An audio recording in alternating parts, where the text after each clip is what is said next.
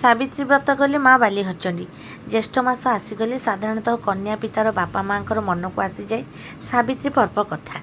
झील घर को किपरि सावित्री भार जीव प्रस्तुति करे सेहीपरि ज्येष्ठ मास आसिले आमर मन को कहीं जगेई कही दियंती सावित्री भारी नहीं करी जीवनी कि आमे सावित्री भार प्रस्तुति जोगाड़े लागू हेले कहा पई सावित्री भार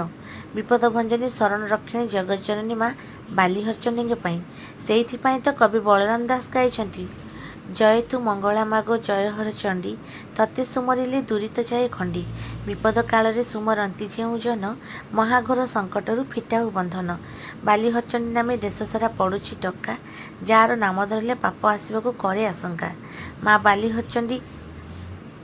ठाकुराणी केवल ब्रह्मगिरी अंचल उपासिता ठाकुराणी नुहंती समग्र ओडिशा राज्यर अधिष्ठात्री देवी भाव में पूजिता अटंती समुद्रर देवी भाव में उपासिता श्रीक्षेत्र पश्चिम दिगर बलरूप माँ बालुकागिरी उपरे विराजमान कर श्रीक्षेत्र श्रीमंदिर को सुरक्षा देवा सहित ब्रह्मगिरी समेत समग्र ओडिशा को बन्या बात्या आदि दैविक आदि भौतिक आध्यात्मिक विपदरू सुरक्षा दे आसुवा विश्वास रही कथा रही जितेबाला बन्या बात्या पवन माड़ी आसे यही चिलिका उपकूल अंचल ग्रामवासी मैंने माँ बाली हरचंडी को आकुल हो डाकती माँ डाक शुणा जाए बात्या पवन आसला बेले माँ हरचंडी तार बाप घर उक्त अंचल क्षति न करने तागिद कर एपरिक अंचल सुरक्षा माँ तांकर दिव्यास्त्र पनिकी देखाई धमकाई था 1970 मसीहार कथा। प्रबल बात्या पवन आसीगला लोक विकल हो माँ बाली हरचंडी और माँ हेंगुला को प्रार्थना कले। ग्रामवासी माने देखिले चिलिका सीमा बंधरे दुईटी अग्निपिंडुला राति सारा बुलिला बात्या पवन बन्या जुआर पानी को अटकाई देले सुरक्षित रहिला पांचपड़ा से दुई अग्निपिंडुला थिले माँ बाली हरचंडी और माँ हेंगुला। बाली हरचंडी स्वप्नादेश दे कहले अरे तुम अंचल सुरक्षा पाई जाई मोर पाटवस्त्र पणत चिरी जाइछि एही पांचपड़ार अंचल मोर बाप घर तुमर सुरक्षा पाई मु अच्छी काली प्रभातरू नवपाट वस्त्र आनिक देदेव सतुक सत परदिन सकाळु देखिला बेलू माँ बाली हरचंडी पाट चिरी बाहर पड़ता संगे संगे नवपाट लगी करा जायतिला। पांचपड़ा ग्रामवासी नवपाट वस्त्र देवा सह माँ को एक सुवर्ण मुकुट लगी करथिले सेथिपई कुहा जायछि एही पीठरे माँकर समस्त पर्वपर्वाणी विधि मुताबक पालित होइथाय। माँकर सावित्री पर्व पालन पर ठाकुराणी बापघर मान्यता पाई चिलिका उपकूल पांचपड़ार ग्रामवासी माने सावित्री भार नहीं प्रतिवर्ष भली चलित वर्ष हरचंडी पीठ को आसी जेपरी ओडिया घर परंपरा अनुजाई झील घर को कन्या पिता शाढ़ी चूड़ी शंखा सिंदूर पणस आंब कदली नड़िया गजामुग क्षीर सपुरी आदि फल एवं पूजा उपकरण नहीं जाए सेहीपरि सकल उपकरण भार बोझ नहीं शोभायात्रा कर जाइथिले धरणीकुदी मातलापुर कुओपदा खेतांडी पांचपड़ा ग्रामवासी मंदिर सेवायत निजोग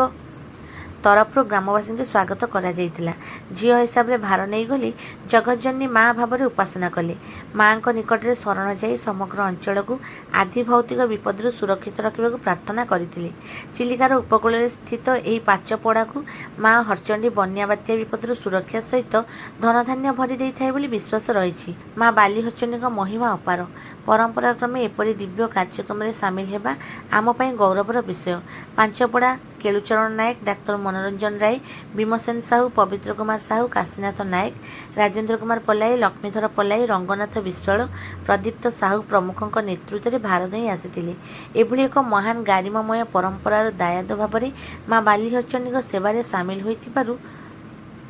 गौरव अनुभव करते पांचपड़ा ग्रामवासी निज जन्मकला झील घर को भार पछे न दे पारु माँ भार नहीं करी आग आसबू माँ बाली हरचंडी आमको सुरक्षित रखिछंती आमर टेक रखिछंती।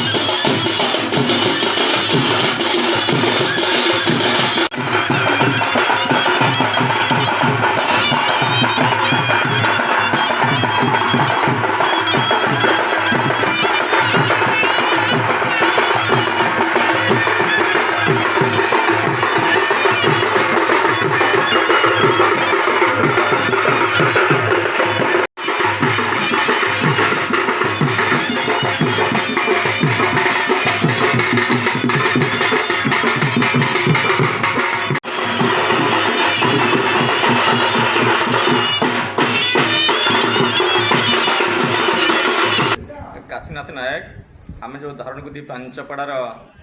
बासिंदा माँ बालीहर चंडीकर बापघर लोक। माँ बालीहर चंडी होती आम अंचल प्रत्यक्ष देवी जो कहते आदि दैविक आदि भौतिक एवं आध्यात्मिक विपद रक्षा करुवा देवी आम अंचल को शस्य श्यामला करुवा देवी आम अंचल को धन धान्य पूर्ण कर रखुवा देवी से माँ बालीहर चंडी कहती जय तु मंगला माग जय हर चंडी तोते सुमरिले माग दुरीत जे खंडी विपद काल सुमरती जो जन महाघर संकट फिटाऊ बंधन जेते बड़ विपद आसी थाऊ जेते बड़ बन्या आसी थाऊ जेते बड़ झड़ बतास आसु थाऊ से माँ बालीहर चंडी को डाकिदेले ताहा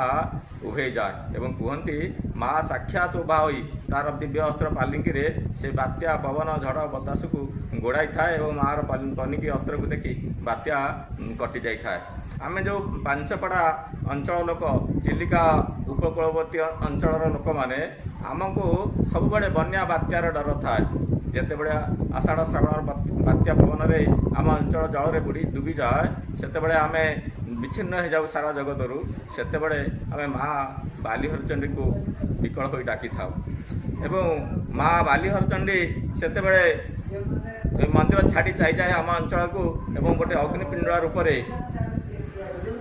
जो बन्या बात्या को अटकई आम अंचल को सुरक्षा दे थाए। आम अंचल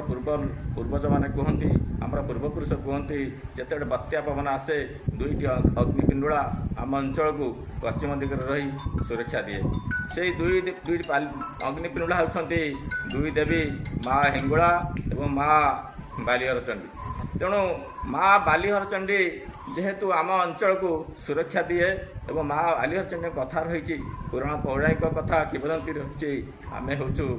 बापघर लोक। तेणु माँ झील जिते बड़े कौन असुविधा हुए मंदिर में कौन तार आवश्यकता पड़े से आम पूर्वपुरुष को आम बापा गोसी बापा को माँ स्वप्ना देश कहती अरे मोर लुगाटे चिरी जाइए मोर पाठपस्त्रटे चिरी जाइए तुम्हें आसी पहुँचाईदेव एवं तापर सकालू आम आसी पहुँची था माँ जहाँ आवश्यक है ता पूरण कर। तेणु माँ आम अंचल सहित गोटे भावगत आध्यात्मिकतार संपर्क माँ आम बापघर हिसाब से आम जिते पर्वपर्वाणी पड़े जमती सतशतीका आमर झीपाई आम सजबाज हो जमी सावित्री भार आसो रज आसो आम मसक आगु सज हो माँ आमर झीटी अच्छी आम अंचल सी बालीहर चंडी पाखक आम जीवु एवं 15 दिन आगु आम प्रस्तुत होलु गाँव में 5 गाँ बसी माँ पाखक जीवु आसबू एवं आज समस्त ग्रामवासी एकाठी आसिलु विभिन्न फल मूल ठू आरंभ करी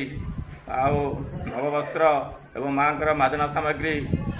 सबू नहीं आसिलु शोभायात्रा आसिलु एवं माँ सेवक मैंने आमको बापघर हिसाब से स्वागत कले माँ पाखे आम शरण कलु उपासना कलु माँ हिसाब से एवं झी हिसाब से भार नहीं आसिलु माँ हिसाब से उपासना कलु माँ ठारू आशीर्वाद पाइलु एवं माँ पाखे उपस्थित हो आम अंचल समग्र ब्रह्मगिरी अंचल समग्र ओडिशा रे शांति सहंति एवं प्रगति निमंते प्रार्थना कलु अंचल किपरि सुख समृद्धि रहिबो प्रार्थना कलु एवं आज दिन में आम समस्ते माँ जपरी बाउछा रहीचु एवं आनंद मन बसीचु माँ पूजा अर्चना सारीचु एवं माँ पीठरे टिके ये जो पीठरे आनंद खुशी किसी समय अतिबाहित करुछु। धन्यवाद।